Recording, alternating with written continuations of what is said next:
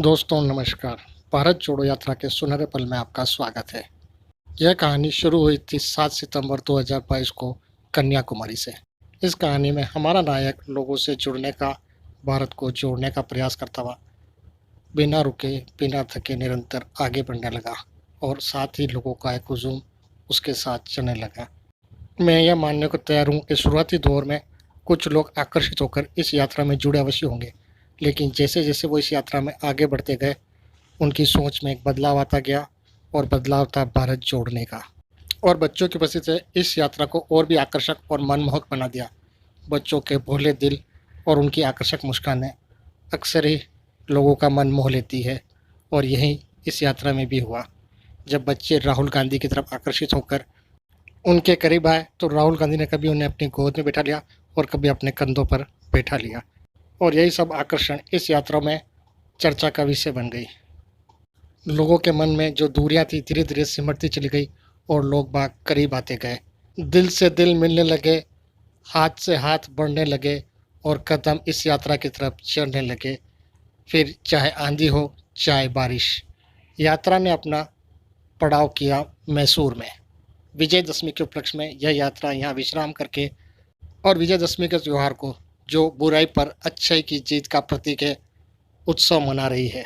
शुरू से ही व्रत रखती आई हूँ और अब जब यात्रा से जुड़ी हूँ तो वो कंटिन्यू वैसे ही चल रहे हैं और माता रानी की मेहर, राहुल जी का प्यार और जनता का सहयोग, हम सब साथियों का साथ, अपने आप थकान जो है वो महसूस ही नहीं हो पा रही है, जिसकी वजह से हम इस व्रत को भी पूर्ण कर रहे हैं और यात्रा को भी पूर्ण कर रहे हैं। While walking, whenever I get tired, I just walk slowly and I feel like, अम्मा मुझे थोड़ा शक्ति दे दो। I feel like there's some divine शक्ति comes into me and माँ काली does everything। दोस्तों, मैंने अपने पिछली वीडियो में आपसे कहा था इस यात्रा में एक ऊर्जा का संचार हो रहा है और उसी का उदाहरण आपने देखा था जब व्रत करने वाले भी इस यात्रा में बिना थके निरंतर आगे बढ़ रहे थे। हमारा जो धर्म है उसका भी हमें पालन करना है, हमारा कर्तव्य है, उसको भी हमें निभाना है। और भक्ति में शक्ति है, माता रानी हमें पूरा आशीर्वाद देती है, पूरी हिम्मत बताती है और यूं ही निरंतर चलते रहेंगे। दोस्तों, यही एक भावना जो भारत को जोड़ती है और इसी भावना से कदम आगे बढ़ते चले जाते हैं। हर हिंदुस्तानी का दिल जो भारत से प्यार करता है, जो भारत को जोड़ना चाहता है, इस यात्रा में शामिल होता जा रहा है। दोस्तों, इस यात्रा को देखते हुए मुझे अपना बचपन याद आ गया।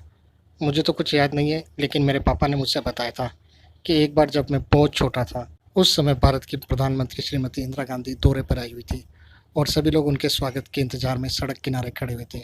मैं पापा की गोद में था और जब वो वहाँ से गुजर रही थी तब उन्होंने धीरे से मेरे गाल को छुआ था। उस समय तो मैं बच्चा था, मुझे पता नहीं मुझे कैसा महसूस हुआ होगा, लेकिन आज जब मैं राहुल गांधी को, किसी बच्चे को इस तरह से छूते हुए देखता हूँ जो उनके गालों को चूमते हैं, तब महसूस होता है कि ऐसा ही एक अनुभव मुझे पूर्व में हो चुका है। आज मुझे वो अनुभव महसूस होता है जब राहुल गांधी किसी बच्चे को चूमते हैं, उसे प्यार करते हैं। उसी तरह का अनुभव मुझे आज महसूस हो रहा है जब मेरे बचपन में श्रीमती इंदिरा गांधी ने मेरे गालों को छुआ था। आपको एक बात और बताता हूँ, मेरी मम्मी बताती है जब मैं कह रहा था तो अपनी तोतली आवाज़ में अपने सब दोस्तों को, अपने परिचितों को अपने गाल की तरफ इशारा करके कहता था जब वो मुझसे पूछते थे, अच्छा बताओ मैडम ने आपको कहाँ प्यार किया, और मैं अपने गाल की तरफ इशारा करता था। दोस्तों, मैं सच कहता हूँ आपसे, आप जब इस भारत जोड़ो यात्रा से लगाव महसूस करने लगेंगे और दिल से सोचेंगे तो आपको भी अपना वो बचपन, वो भूला बिसरा बचपन आपको याद आने लगेगा। थकान नहीं होता है। सुबह सुबह हम लोग के लिए नवरात्रा के लिए अलग से फ्रूट मिल्क सब रखा रहता है, हम लोग लेके चलते हैं। फिर जहाँ रुकते हैं वहाँ भी फ्रूट्स रहता है, इससे खाने पीने की भी दिक्कत नहीं है और हौसला बुलंद है, चलने का इच्छा करता है कि रोज चले चलते रहें। दोस्तों, मैं आपसे एक बात का जिक्र और करूँगा। आज विजयदशमी का दिवस है, अच्छाई की विजय और बुराई की हार का दिन है। इस दिवस पर सादगी और प्रेम की विजय हुई थी और अहंकार का अंत हुआ था। इस विजय से पूर्व प्रभु श्री राम को समुद्र पार करना था और हर वानर के मन में एक प्रेम, एक विश्वास था कि वो जिस पत्थर पर प्रभु श्री राम का नाम लिख रहा है वो पत्थर पानी में अवश्य तैरेगा। उनके इस विश्वास का आधार बस उनके मन में प्रभु के प्रति प्रेम, स्नेह, अपनापन और श्रद्धा थी, जिसने पत्थर को भी पानी पर तैरने में मजबूर कर दिया। दोस्तों, यदि आप भी अपने मन में नफरत को मिटाकर अपने हृदय रूपी समुद्र में प्रेम, श्रद्धा, विश्वास, अपनापन का पत्थर डालेंगे तो वह भी तैरने लगेगा और एक सेतु का निर्माण होगा।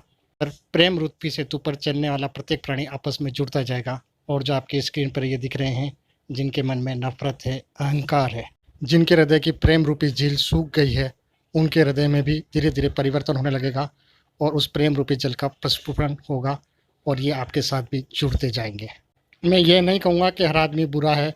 आदमी के मन में बुराई हो सकती है, लेकिन वो बुरा नहीं है, क्योंकि कोई भी इंसान जब पैदा होता है अपने बचपन में कभी भी बुरा नहीं होता है। जैसे जैसे वो बड़ा होता जाता है, अपने निजी स्वार्थ के चलते बुराई की तरफ मुड़ जाता है।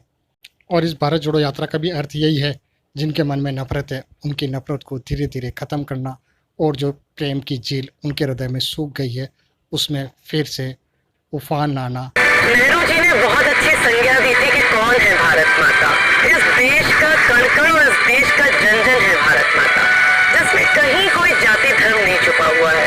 और एक तरफ हम शक्ति की उपासना कर रहे हैं, शक्ति और ऊर्जा प्राप्त करने के लिए। जब चलते हैं तो हम लोग को लगता है जुनून है, हम लोग को चलना है, क्योंकि ये मौका मिला है हम लोग देश को देखने का, देश को एक साथ लेके चलने का, तो अच्छा लगता है। भारत माता की सेवा करना यह हमारा परम कर्तव्य है और उसी की सेवा के अनुरूप ही हम आज इस यात्रा में है, यात्रा के हिस्से हैं। I really, hope and pray Maa Kali that we will all be together. Whatever the evil is, Maa Kali on the 9th day destroys the evil. So I think जो barrier लगा रहे हैं, they will be destroyed.